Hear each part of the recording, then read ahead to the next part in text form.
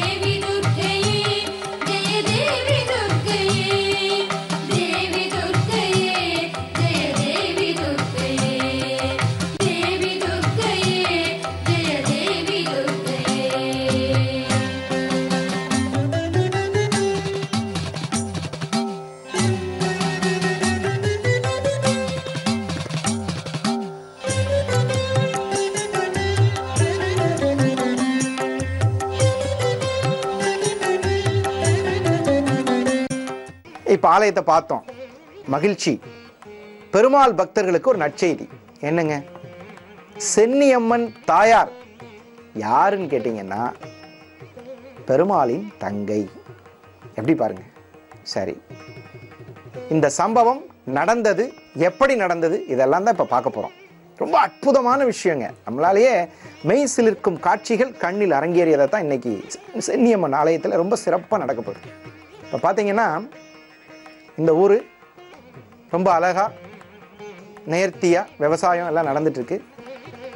இந்த ஊரை ஆண்ட மன்னன் நவாப் அப்படிங்கிற நவாப் தான் அந்த காலத்தில் நாட்டை ஆண்டிருக்காங்க. ஊர் மக்கள் நல்ல விதமாக நடந்திருக்காங்க. ராமராஜ்யம்னா என்னன்னு தெரியுங்களா உங்களுக்கு? நிறைய பேர் சொல்லுவாங்க ராமராஜ்யம் நடக்கிறது அப்படின்னு. ராமர் நாட்டை ஆளும் போது தட்டில் பால் வச்சாங்களாமா. அந்த பாலை யார் யார் குடிப்பாங்கன்னு சொல்லுங்க? பாம்பு, நாய், பூனை, இந்த மூணுமே ஒரே தட்டில் பால் குடிக்குமாமா. நடக்குமா? இப்போ நடக்குமா? நாயை கண்டா எதுக்கு தான் இந்த பூனை துரத்துதுன்னு தெரியாது, பூனையை கண்டா எதுக்கு தான் இந்த பாம்பு துரத்துதுன்னு தெரியாது. 3 எதிரிகள் இருக்கக்கூடிய ஒரு இடத்தில் ஒருத்தர் எதிரியா பாவிக்காத அளவில் ராமராஜ்யம் நடந்தது. அந்த மாதிரி நடக்கிற ஊர்ல தெய்வீக சக்தி இருக்கும். இந்த இடத்துல என்ன நடந்ததுங்கிறத இப்ப பார்க்க போறோம். நவாப் என்ன பண்றாரு அப்படின்னு கேட்டீங்கன்னா, மக்களுக்கு நல்லாட்சி புரிந்தார். ஆனா அவர்கிட்ட ஒரு சில கெட்ட குணங்கள் இருந்திருக்கிறது. சபல புத்தி என்று சொல்லக்கூடிய சில தவறான எண்ணங்கள், மனிதனுக்கு தேவையில்லாத குணங்கள்ல காமம். அந்த காமம், குரோதம் இதெல்லாம் மன்னனுக்கு இருக்கக்கூடாது. மன்னன் நாட்டை ஆளக்கூடியவன், மக்களுக்கு பரோபகாரியாக இருக்க வேண்டும். இந்த மன்னனுக்கு இந்த குணத்தை கொடுத்து ஆண்டவன் தன்பால் ஈர்த்து கொள்வதற்கான ஒரு லீலை தான் இப்ப நடக்குது. இப்ப இந்த ஊர்ல யார் இருக்கா? சித்தர் இருக்கிறாரு, நவாப் ஆட்சி நடத்திட்டு இருக்கிறார். இப்ப இந்த மன்னனை திருத்தி ஆகணுமேங்கிற எண்ணத்தோடு இந்த வெள்ளையப்ப சித்தர் சிவனை நோக்கி தவம் செய்கிறார். சிவனை நோக்கி தவம் செஞ்சுட்டு இருக்கும்போது சிவன் என்ன பண்ணலாம் அப்படின்னு யோசிக்கிறார். அன்னை பராசக்தி, எதற்கு சுவாமி யோசனை, நான் இருக்க இந்த வேலையை செய்யறதுக்கு அப்படிங்கிறார். ஐயோ நீயா என்று பயப்படுகிறார். என்ன பயம்? பராசக்திக்கு ஏதாவது நேர்ந்து விடுமோ என்ற ஒரு பயம். அது பயம் அல்ல, தன்னுடைய அண்ணனின் உறவை நேர்படுத்துவதற்காக செய்யப்பட்ட ஒரு விஷயம். அதான் சென்னியம்மன்னு பேர்.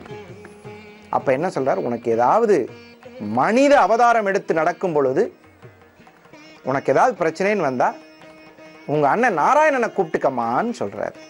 எப்படி ஒரு வசனம் பாருங்க. அந்த வெங்கட்ரமணர் இவருக்கு அண்ணனாக இந்த ஊரில் அவதரித்தது. அவர் பிராமண வேஷத்துல அண்ணன் இந்த ஊர்ல இருந்திருக்கிறார். இந்த ஊர்ல அன்னை பராசக்தி பிறந்து வளர்கிறாள். அவளுக்கு சென்னியம்மன் என்ற திருநாமம் வைக்கப்படுகிறது. ஆக்சுவலா இந்த குழந்தை கன்னி குழந்தை, கன்னி தெய்வமா தான் இது பாவிக்கப்படுது. எவ்வளவு அற்புதமான கோயில் பாருங்க, கன்னி தேவதை. சரி, நல்லபடியா நடந்துட்டு இருக்குது. இப்படிலாம் இருக்கும்போது நவாப் ஒரு முறை சென்னியம்மன் தாயாரிடம் நேரடியாக ஊர்வலம் வந்தபோது சில தவறான வார்த்தைகளை பேசுறாரு. அந்த திருமணம் செய்து கொள்வதற்காக அன்னை ஒத்துக்கொள்கிறாள். அப்படி பண்ணும் பொழுது நாளை காலையில் வந்துடும் சொல்லி காலையில் 5 மணிக்கு வரும்போது அப்பதான் வெங்கட்ரமணனுடைய அன்னை வேண்டுதலை கேட்கிறாங்க. இப்போ அந்த திருமணம் நடந்துச்சா நடக்கலையா அப்படிங்கிறத இப்ப கேள்வி. அன்னை பராசக்தி நவாப்பை கல்யாணம் பண்ணிக்க முடியாது, அது தவறு. அன்னை பராசக்தியினுடைய அவதாரம் நவாப்பை திருத்துவதற்காக ஏற்பட்ட அவதாரம். அதனால அந்த நவாப்பை அதிகாலையில் வர சொல்லி, சரி வா 5 மணிக்கு வான்னு சொன்னா அந்த கிளம்பி ஒரு கூடையில அம்பாள் உட்காரக்கூடிய அளவில், இப்போ கூட நிறைய கோயில்களில் பார்த்தீங்கன்னா மாசி பச்சைன்னு சொல்லுவாங்க. சிவன் ராத்திரிக்கெல்லாம் பண்ணியிருப்பாங்க மாசி பச்சை கொடுக்கறது. எங்கள் கோயிலுக்கெல்லாம் நாங்கள் சிவன் ராத்திரியில் சாமி கும்பிடுவோம். அந்த மாதிரி இந்த ஆலயத்திலையும் ஒரு பெட்டி, காதோலை கருகுமணி செய்யப்பட்டு அந்த பெட்டியில் அம்பாளை உட்கார வச்சு ஆற்றுல விடுறாங்க. ஆற்றுல விடும் பொழுது வெங்கட்ரமணர் தன்னோட தங்கைக்கு எவ்வளோ ஒரு யாரை கூட அனுப்புறாரு பாருங்க, ஆஞ்சநேய சுவாமியை கூட அனுப்புறாரு காப்பாத்துறதுக்கு. அன்னைக்கு ஒன்றும் நேராது என்பது ஒரு பக்கம், ஆனால் அண்ணனின் பக்தி, அண்ணனின் பண்பு எவ்வளவு சிறப்பாக இந்த கோயிலில் இருக்குங்கிறத தெரிஞ்சுக்கிறோம். ஆஞ்சநேய சுவாமி கூட போறாரு. வெள்ளப் பெருக்கெடுத்து நவாப்பினுடைய புத்திக்கு ஞான பார்வையை அங்கே வந்து புரிய வைக்கிறார். நவாப்புக்கு, நீ வந்து நல்ல பிறவி எடுத்திருக்க, இனிமேல் வந்து உனக்கு அறிவு வர வேண்டும், ஞானம் கிடைக்க வேண்டும் அப்படின்னோடனே அவன் மன்னன் ஆட்சியெல்லாம் விட்டுட்டு இந்த ஸ்தலத்தில் நவாப்பு இவங்கெல்லாம் வந்து ஒரு கோவில் இல்லாத ஒரு கோவிலில், சிறிய கோவில்கள் கலியுகத்தில் கட்டப்படும் என்று வெள்ளையப்ப சித்தர் சொன்னதனால் அது இப்பொழுது கட்டப்பட்டு சிறப்பாக இருக்கிறது. இப்பேற்பட்ட அற்புதமான ஸ்தலம். உயிருமானவள் துர்கா, உடலுமானவள், உலகமானவள், எந்தன் உடைமையானவள். உயிருமானவள் துர்கா, உடலுமானவள், உலகமானவள், எந்தன் உடைமையானவள். பயிருமானவள் துர்கா, படரும் கொம்பவள், பண்பு பொங்கிட என்னுள் பழுத்த துர்கையே. பயிருமானவள் துர்கா, படரும் கொம்பவள், பண்பு பொங்கிட என்னுள் பழுத்த துர்கையே. தேவி துர்க்கையே, ஜெய தேவி துர்க்கையே, தேவி துர்க்கையே, ஜெய தேவி துர்க்கையே, தேவி துர்க்கையே, ஜெய தேவி துர்க்கையே, தேவி துர்க்கையே, ஜெய தேவி துர்க்கையே.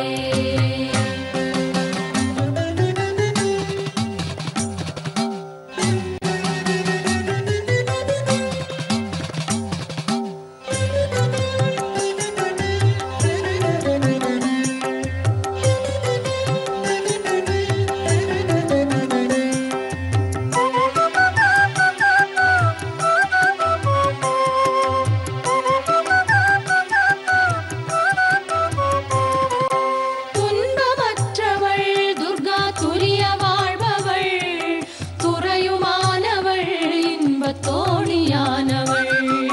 துன்பமற்றவள் துர்கா, துரிய வாழ்பவள், துறையுமானவள், இன்பத் தோணியானவள். அன்பு உற்றவள் துர்கா, அபய வீடவள், நன்மை தங்கிட என்னுள் நடக்கும் துர்கையே. அன்பு உற்றவள் துர்கா, அபய வீடவள், நன்மை தங்கிட என்னுள் நடக்கும் துர்கையே. தேவி துர்க்கையே, ஜெய தேவி துர்க்கையே, தேவி துர்க்கையே, ஜெய தேவி துர்க்கையே, தேவி துர்க்கையே, ஜெய தேவி துர்க்கையே, தேவி துர்க்கையே, ஜெய தேவி துர்க்கையே.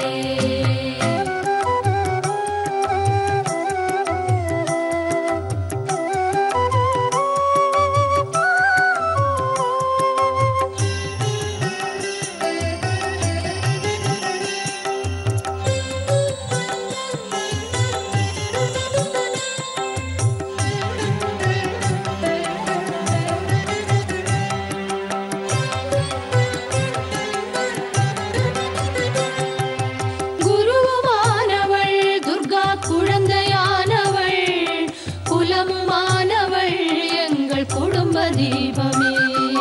குருவுமானவள் துர்கா, குழந்தையானவள், குலமுமானவள், எங்கள் குடும்ப தீபமே. திருவுமானவள் துர்கா, திரிசூலி மாயவள், திருநீற்றில் என்னிடம் திகழும் துர்கையே. திருவுமானவள் துர்கா, திரிசூலி மாயவள், திருநீற்றில் என்னிடம் திகழும் துர்கையே.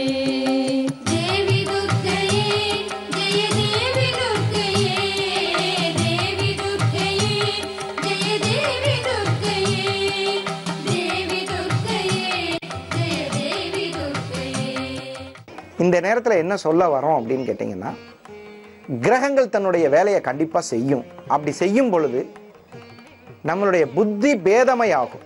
இப்போ இந்த கோயிலுக்கு போகிறதுனால என்ன நன்மை என்ற கேள்விக்கு இதுதான் பதில்.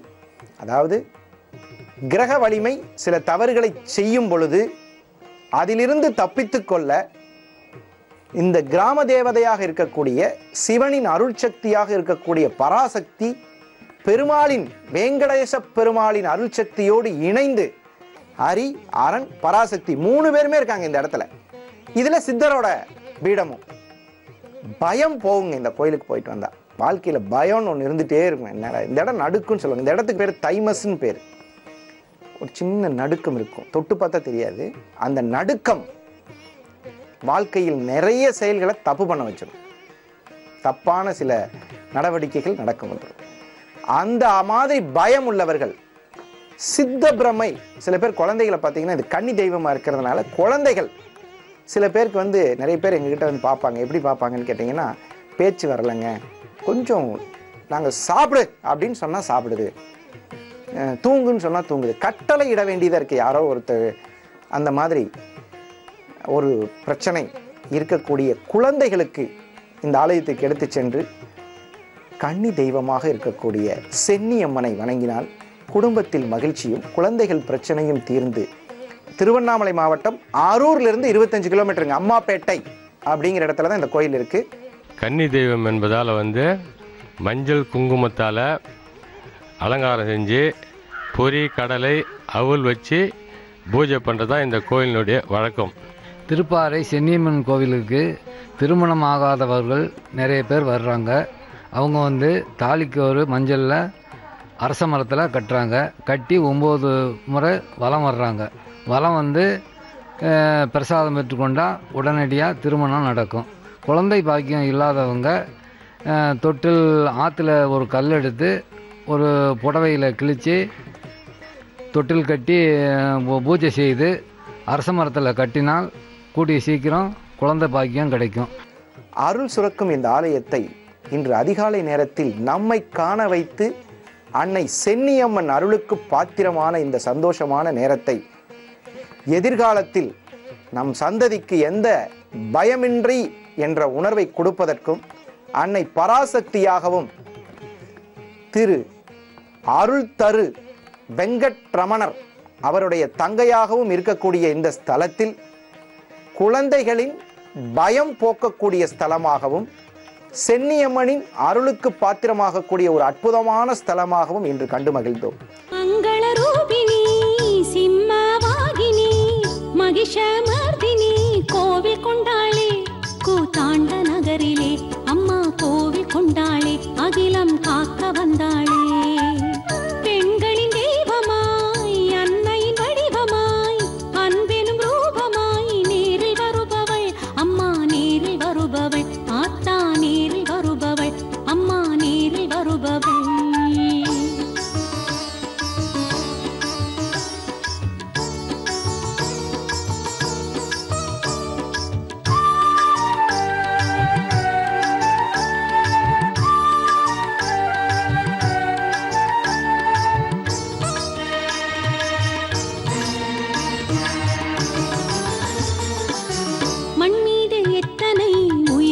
படைத்தாய் மண் மீது எத்தனை உயிர்களை படைத்தாய், உயிருக்கு உறவுகள் படைத்தாய், உறவுக்கு உணர்வினை கொடுத்தாய்.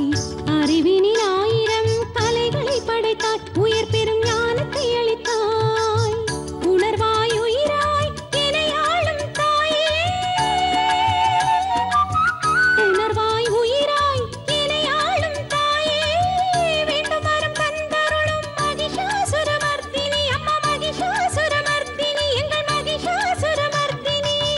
மங்கள ரூபிணி சிம்மவாகினி மகிஷமர்தினி கோவில் கொண்டாளே, கூத்தாண்ட நகரிலே அம்மா கோவில் கொண்டாளே, அகிலம் காக்க வந்தாளே.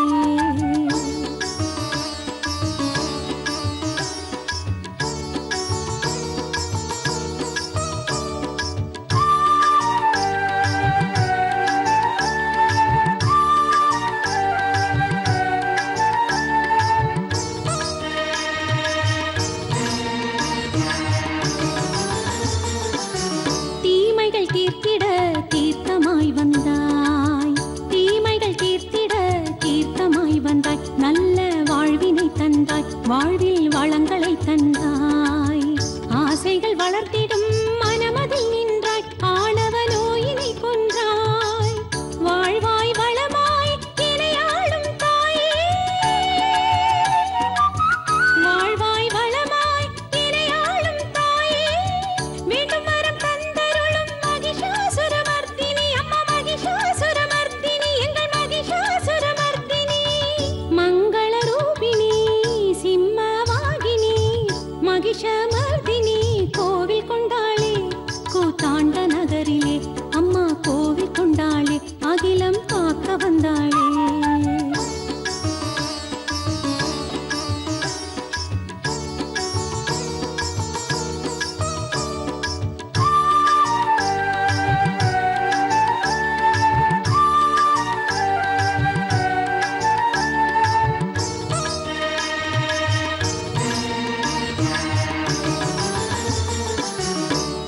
வாசல் தேடி வந்து விளக்குகள் வைத்தோம், உன் வாசல் தேடி வந்து விளக்குகள் வைத்தோம், பூவினில் மாலைகள் தந்தோம், உனக்கொரு அர்ச்சனை செய்தோம்.